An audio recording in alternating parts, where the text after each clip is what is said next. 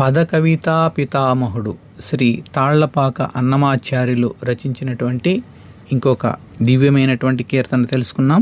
ఇది ఏ సాధనము ఇక నేలా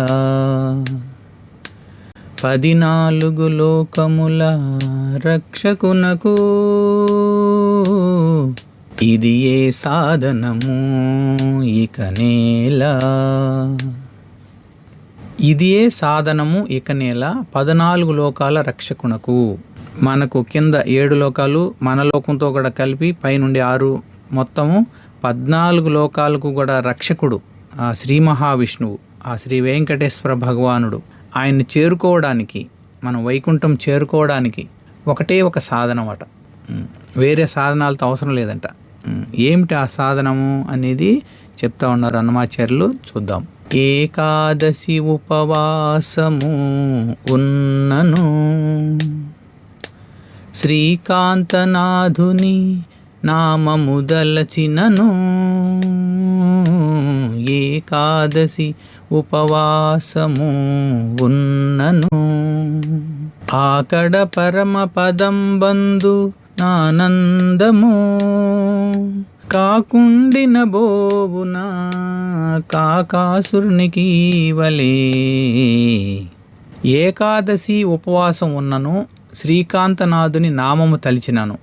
మనము ప్రతి ఏకాదశి ఎంతో పుణ్యమైనది, అన్ని రకాల పాపాల నుంచి బయటపడేస్తుంది అని ఎన్నిసార్లు మనం తెలుసుకున్నాం. కాబట్టి అలాంటి పరమ పవిత్రమైనటువంటి అన్ని ఏకాదశులు గొప్పవే.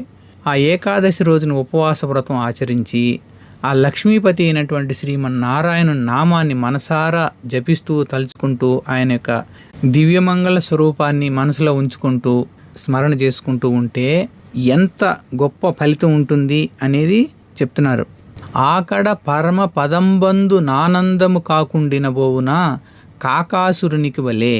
కాకాసురుడు అనేవాడు సీతమ్మ శ్రీరామచంద్రులు ఇద్దరు అరణ్యవాసం చేసే టైంలో ఆమె ఒడిలో శ్రీరామచంద్రుడు పడుకో ఉన్నప్పుడు ఈ కాకాసురుడు వచ్చి ఆమె వక్షస్థలాన్ని పొడుస్తాడనమాట. అప్పుడు ఆమె కదిలితే శ్రీరాముడికి నిద్రలేస్తుందేమని అలాగే ఉంటే ఆమె రక్తం ఎప్పుడైతే శ్రీరాముడి మీద పడుతుందో అప్పుడు వెంటనే మెలకు వచ్చి చూసేటప్పటికి ఆమె బాధపడతా ఉంటుంది. ఆ రక్తం చూసి కోపంతో ఒక గడ్డిపోస మీద బ్రహ్మాస్త్రాన్ని మంత్రించి ఆ కాకాసుడి మీద వదిలేస్తాడు. ఆ కాకాసుడు తిరిగి ఎక్కడికి తిరిగినా అతనికి ఆశ్రయం ఇచ్చేవాళ్ళు ఉండరు.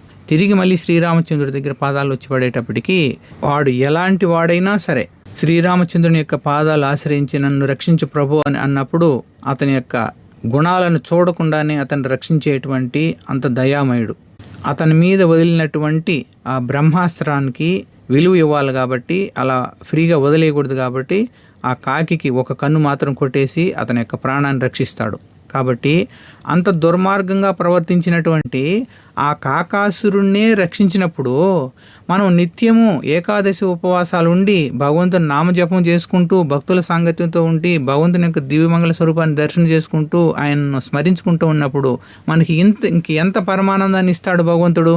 కాబట్టి ఇదే సాధనము, ఇంక వేరేది ఎందుకు? ఈ 14 లోకాల్లో రక్షకుడు ఆయన మన దగ్గర ఉండగా హరివాసరమున హరి సేవించినను, కరమర్ధి భాగవతుల గని కొలిచినను. పరికింపగనాతనికి లభించు ముక్తి, ధరలోన విష్ణుని దయగలిగిన పిమ్మట. ఇది ఏ సాధనము ఇక నేలా. హరివాసరమున హరి సేవించినను, కరమర్ధి భాగవతులగని కొలిచినను. పరికింపగ నాతనికి లభించు ముక్తి, ధరలోన విష్ణుని దయ కలిగిన పిమ్మట. మన ఈ ఏకాదశి వ్రత సమయంలో మనము హరినామం జపిస్తూ ఉన్నాం.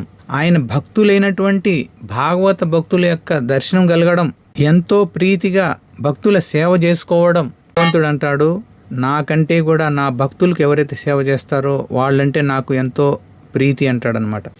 భక్తులకు సేవ, గురుసేవ అనేది ఎలా ఉంటుంది అనేది ఇక్కడ ఒక ఉదాహరణ చూస్తే మనము కాంచీపురంలో తిరుక్కచ్చి నంబి, ఆయన్ను కంచిపూర్ణులు అని కూడా అంటారనమాట. ఆయన రామానుజాచార్యుల యొక్క చాలా గొప్ప శిష్యుడు. ఈయన ప్రతిరోజు రంగనాథ స్వామికి వింజామరలు వీస్తూ ఆయనతో మాట్లాడేవాడు అనమాట.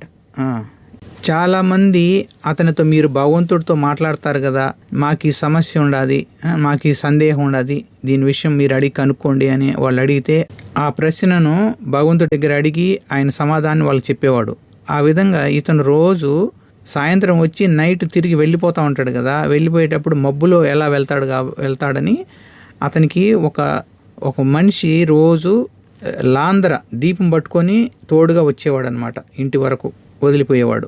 ఆ సహాయం చేసేటువంటి ఆ లాంధ్ర పట్టుకునే అతను ఒకసారి అడుగుతాడనమాట ఈ తిరుక్కుచ్చి నంబిని, అయ్యా మీరు భగవంతుడితో మాట్లాడతారు కదా, నేను వైకుంఠానికి ఎప్పుడు పోతాను అని మీరు ఒకసారి కనుక్కోండి నా గురించి అని అంటాడనమాట. మరుసటి రోజు భగవంతుని అడుగుతాడు, రోజు నాకు లాంధ్ర పట్టుకొని రోజు తోడుగా వస్తాడు కదా, అతనికి ఎప్పుడు ముక్తి కలుగుతుంది భగవాన్ అంటే ఈ జన్మలోనే కలుగుతుంది అంటాడనమాట. అరే ఈ జన్మలో జరుగుతుంది, వెరీ గుడ్, మరి నాకు ఎప్పుడు కలుగుతుంది అంటాడనమాట. నువ్వు నాకు సేవ చేస్తున్నావు కానీ భక్తులకు సేవ చేయడం లేదు కదా, కాబట్టి నీకు ఈ జన్మలో కాదు ఇంకా కొన్ని జన్మలు పడుతుంది అంటాడనమాట. భగవంతుని సేవ కంటే కూడా భాగవతుల సేవే గొప్పదని గ్రహించినటువంటి అతను వెంటనే అక్కడి నుంచి ఆ వింజామర అక్కడ పెట్టేసి వచ్చేస్తాడు. ఒక గోవులు మేపుకుండే అతని దగ్గరికి వచ్చేసి, ఆయన చాలా పరమ భక్తుడు, గోవులు మేపుకుంటూ ఉంటాడనమాట. అతని దగ్గర ఇతను వచ్చి మారు వేషంలో పోయి అతని దగ్గర సేవ చేసుకుంటాడు, ఆ గోవులందరికీ సేవ చేసుకుంటూ ఉంటాడు. కొన్ని రోజులకు అతను తెలుసుకుంటాడు ఇతను సామాన్యుడు కాదు, తిరుక్కచ్చి నంబి అని అనేసి తెలుసుకొని ఆయనకు నమస్కారం చేసి, మీరు క్షమించండి మీ దగ్గర మేము సేవ చేయించుకున్నామంటే అది లోపల రంగనాథ స్వామి దగ్గర నుంచి పిలుపు వస్తుంది రమ్మని చెప్పేసి అప్పుడు మళ్ళీ తిరిగి వెళ్తాడు. ఆ తర్వాత కొన్ని రోజులకు రామానుజాచార్యులు అడుగుతాడనమాట తిరుక్కచ్చి నమ్మికి, మన ఇద్దరిలో ఎవరు ముందు వైకుంఠానికి వెళ్తారు అని అంటాడనమాట. అప్పుడు నేనే ముందు వెళ్తాను గురూజీ అంటాడనమాట. అదేంటి అంటే, ఎవరైనా కానీ అతిథులు ఇంటికి వచ్చేటప్పుడు ఇంట్లో ఉండేవాళ్ళు తలుపు తీసి వాళ్ళను సాదరంగా ఆహ్వానిస్తారు కదా, కాబట్టి మీరు ఇంత పరమ గురువులు గొప్పవాళ్ళు మీరు వైకుంఠానికి వచ్చేటప్పుడు ముందు నేను వెళ్ళి మీకు స్వాగతం పలకాలి కదా మీరు వచ్చేదానికి అనేసి అంటాడనమాట. అతని యొక్క గురుభక్తికి ఎంతో మెచ్చి ఆనందంగా నాట్యం చేస్తాడనమాట రామానుజాచార్యులు. కాబట్టి భక్తుల యొక్క సేవ, పరమ భాగవతుల సేవ ఎంత గొప్పదనేది ఇక్కడ తెలుసుకుంటున్నాం అన్నమాట. ఇప్పుడు మనము ఏకాదశికి ఉపవాసం ఉంటున్నాం, భగవంతుని యొక్క నామజపం చేస్తున్నాం, భక్తుల సేవ చేసుకుంటున్నాం. ఇంతగా ఉండేటప్పుడు విష్ణు భగవానుడి కృప అపారంగా కలుగుతుంది. కాబట్టి అతనికి మోక్షం అనేది అలా వచ్చేస్తుంది అంతే. ముక్తి కోసం ప్రయత్నించాల్సిన అవసరం లేదు, అది సిద్ధించడం ఖాయం అంతే. హరిబోల్. ఇక 3వ చరణము, వైకుంఠ ఏకాదశి ద్వార దర్శనము, శ్రీకంఠుని కంఠిమి శ్రీ వెంకటేశుని, ఆకడ నలమేల్మంగ సమేతుడై, చేకూరె ముక్తి శ్రీ వెంకటపతి దయ వలన, ఇది ఏ సాధనము ఇక నేలా. వైకుంఠ ఏకాదశి ద్వార దర్శనము, శ్రీకంఠుని కంఠిమి శ్రీ వెంకటేశ్వరుని, ఆకడ నలమేల్మంగగా సమేతుడై, చేకూరె ముక్తి శ్రీ వెంకటపతి దయ వలన. వైకుంఠ ఏకాదశి నాడు పవిత్రమైనటువంటి ఉత్తర ద్వార దర్శనంలో అలమేల్మంగ సమేతుడైనటువంటి ఆ శ్రీ వెంకటేశ్వర స్వామిని దర్శించుకుంటే కళ్ళారా భగవంతుని యొక్క దర్శనం చూసి ఆయన యొక్క కంటిలో మనం పడాలన్నమాట. మనం భగవంతుని చూడడం కాదు, మనం ఎప్పుడైతే అక్కడ పోతామో భగవంతుని యొక్క దృష్టిలో మనం పడతాం. ఆ దృష్టి వలన మనము భగవంతుని చూపు వల్ల మనము తరించిపోతాం అన్నమాట.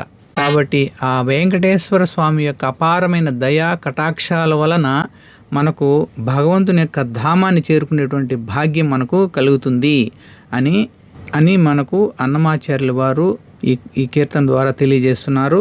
కాబట్టి క్లుప్తంగా ఈ కీర్తన యొక్క వివరణలో కఠినమైన తపస్సులు అవసరం లేదు, యజ్ఞాలు యాగాలు చేయాల్సిన పనిగడ లేదు. ఏకాదశి రోజు ఉపవాసాలు ఉండి శ్రీహరినామాన్ని స్మరించుకుంటూ భాగవతుల లేదా భక్తుల సేవ చేసుకుంటూ భగవంతుని యొక్క లీలలను వింటూ ఆ శ్రీ వెంకటేశ్వరుని ఆ గోవిందుని యొక్క దర్శన భాగ్యం చూసుకుంటూ ఉంటే, సేవల్లో పాల్గొంటూ ఉంటే చాలు, మనము తప్పక భగవంతుని యొక్క ధామాన్ని చేరుకోవచ్చు అనేటువంటి ఒక దివ్యమైనటువంటి సందేశాన్ని మనం ఈ కీర్తన ద్వారా మనం పొందగలిగాం. హరిబోల్. అలా మనం భగవంతుని యొక్క సేవా భాగ్యాన్ని కలిగించమని గురుదేవుల్ని, ఆ గోవిందుణ్ణి ప్రార్థిద్దాం. ఏడుకొండలవాడ వెంకటరమణ గోవింద గోవింద, ఆపదముక్కులవాడ అనాథరక్షక గోవింద గోవింద. ఓం నమో వెంకటేశాయ. జగద్గురు శ్రీల ప్రభుపాదకి జై. అనంతకోటి వైష్ణవ భక్త బృందకి జై. శ్రీ హరినామ సంకీర్తన మహాయజ్ఞకి జై. నితాయ్ గౌర్ ప్రేమానందే. హరి హరి బోల్. హరే కృష్ణ.